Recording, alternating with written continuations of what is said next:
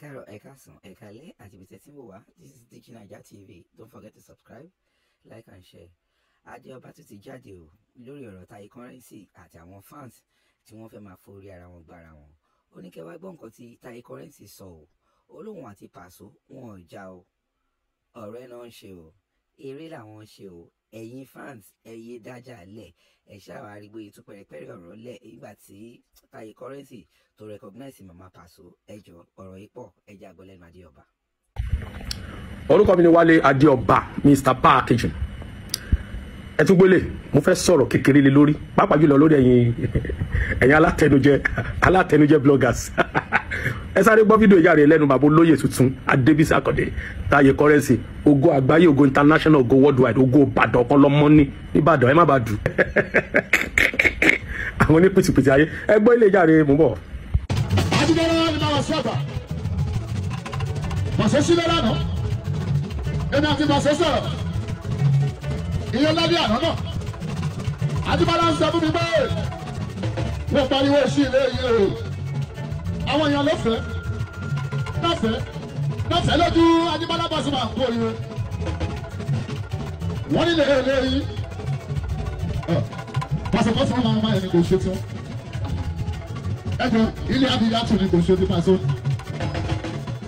Ibẹ̀ lọ sí ìyàwó ànábì sí. Wọ́n lọ ṣe lẹ́nà lóde torí ìyá yìí. Orí tó bá kúkúrà ní ìyá gbogbo wa. Ọlọ́fọ̀ọ́rù dáyé àdìdá tó kúkúrà Mama Paso. Bí màmá yìí tó bá wà, òun tó ṣẹlẹ̀ láàrin ẹ̀mí àtọ́jà Pasuma. Bí ìyá yìí tó bá bẹ láyé kò ní gbà. Ẹ̀yọ́ ní tukutu ìjà ti tán kù sótùkù. Ẹ wá mi sọ lórí Currency o, a ti pa Pasuma àjìbọ̀lá. So now ẹ ti gbọ́ bó ṣe lọ bẹ́ẹ̀ sùn now gbogbo ẹ̀yin alátẹnujẹ bloggers yẹn, gbogbo ẹ̀yin bloggers ọ̀sán gangan, àti tó mọ̀rọ̀ sọ, àti tó kọ́ṣẹ́ sọ̀rọ̀, àti tí ó mọ̀ sọ, àti tó kàn tẹkàn gbé fóònù pálásà ríyìn tẹ́ ń gbé kiri yẹn tó fi ń sọ̀rọ̀, àti tó ń súnmú sókè o tó ń pèrè lọ́gà wèrè àbọ̀gà àwọn asínwó àbí kí ló ń pèrè, àti gbogbo yín yẹn o, àti tó ń sọ̀rọ̀ tán máa ní ọmọ mi o téyìn ẹ̀ ti bàjẹ́ tó ti jóná tán yàrá oko yẹn, gbogbo yín yẹn ẹ̀yin boys yẹn àtẹ̀yin tó kù ẹjọ́ kí ni géènì yín wà pẹ̀lú gbogbo ebú tẹ́ bú wa tẹ́ ṣe gbogbo ẹ tún lè jáde o ẹ mọ̀ pé ó fi mọ́ra jáde kẹ́ wá bú ebú.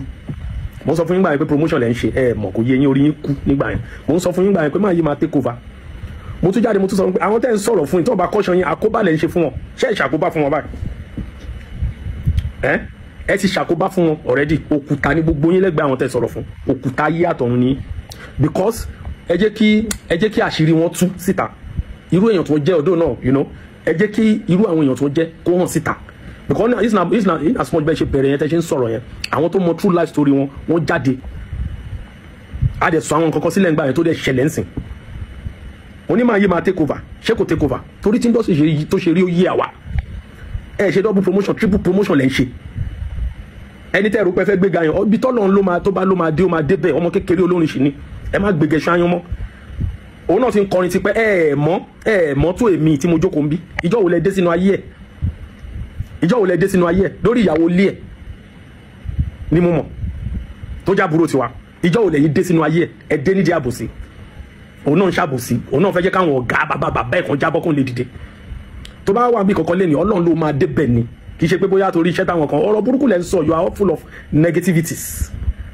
so now báwo wá ní market báyìí báwo ni market èèyàn rà dára dá yé àtọ̀run ẹni lẹ́lẹ̀ nìyí ẹ ṣe náà sìn ẹ fi ra mọ́tò ẹ fi kọ́lé o ẹ fi láṣọ gidi lọ́rùn torí gbogbo yín mò ń rí bẹ́ẹ̀ ṣe ń lọ ẹ láṣọ gidi lọ́rùn o ẹ ní fóònù gidi lọ́wọ́ o ẹ kàn fi wá èpè ègún ayérayé síra yín lórí ṣé mo di tí mo fi lẹ́ẹ̀ ti fi wá èpè àti ègún síra yín lórí ni pé ẹ jáde wá láti múyàn wálẹ̀ ni yes ẹni tẹ wá fẹ́ mú wálé yẹn Ọlọ́run wa gbéga lọ́pọ̀ ó gbéga gan ṣé bọ́n ló ń wọlé ló ń jáde ọ̀gá yín mélòó ló ṣe ẹ jáde láti fẹ́ bìwó ni torí ibi tí ìdùnnú yín wà nìyẹn gbogbo ọgbọ́n lẹ lò gbogbo kí ni mo sọ gbogbo ọgbọ́n gbogbo àwọn pìrìsẹ́ńtà oníspọ̀tù gbogbo ẹ lo Ayọ̀jámi ẹ lo gbogbo tí kò ṣe ń rú ẹ ṣáà ń wo dìde ẹ jọ àti Ayọ̀jámi o àti Mr Sport tẹ lò àti gbogbo yín àti every one of you báwo ni market báyìí ẹ jọ nítorí Ọlọ́run náà mo mọyì àwọn tó ń wá tó fẹ́ fa Taye Currency mọ́ra o padà èmi ò dẹ́n give second chance èmi o second chance máa ń léwu Ayọ̀jámi yẹn náà fẹ́ padà wá pàtó orí tí wọ́n ṣe dáàbò ló ṣe lọ ń sọ kátàkátà kiri ọ̀pọ̀ náà ṣé kò tẹ́ bọ́ ń bẹ̀. mo ka Psalm 1 fún yín jọ yẹn Káyọ̀ já mi lọ kà ṣe bí Christian ló pe rẹ̀ bó dẹ̀ jẹ́ kí ni ẹ lọ kà gbogbo yín ẹ lọ kà ọ̀rọ̀ náà ò lè lọ láìṣẹ ó máa ṣe ṣáá ni ọ̀rọ̀ tọ́lọ́run bá sọ ẹ lọ ka bíbélì yín dáadáa ẹ lọ ka Quran kò sí nǹkan tọ́lọ́run bá sọ báyìí tí ò ní wá sí ìmúṣẹ nǹkan kò lè ṣàwá because nǹkan tẹ́yìn ń bàjẹ́ yẹn la jáde pé kò lè ṣẹlẹ̀ òun lọ́lọ́run ṣe ń gbé wa ga nínú gbogbo kíní yìí ambassadorship mo tún gbà o from Turkey yes from Turkey àwọn tó ń ṣe all these kings cheers ẹ máa rí dán láìpẹ́ yìí o mo gbà confam ẹ̀yin tẹ́ wá ń sọ̀rọ̀ yẹn jọ kí ni gé nìyẹn báyìí ẹ lórí stage ẹ lọ ń gbọ́ 100,000 ẹ lọ ń gbà ẹ ṣe wọ̀nràn kiri bí elébi tí ẹni gbogbo yín wọ́n kówó náà wá ra àwọn kan pé ẹ̀ ń sọ ẹ má sọ̀rọ̀ fún currency mọ́ ẹ wá ń bá wa náà wọ́n ra yín lọ iwájú òṣèlú lọ fún yẹn ẹ̀yin òṣèlú padà sí kẹ́ ẹ mọ̀ kẹ́ má ṣe àti tó ń kọ́ lórin náà ẹ jẹ́ kó ní kálukú wà láyé rẹ̀ ẹ show ability yín nínú orin kíkọ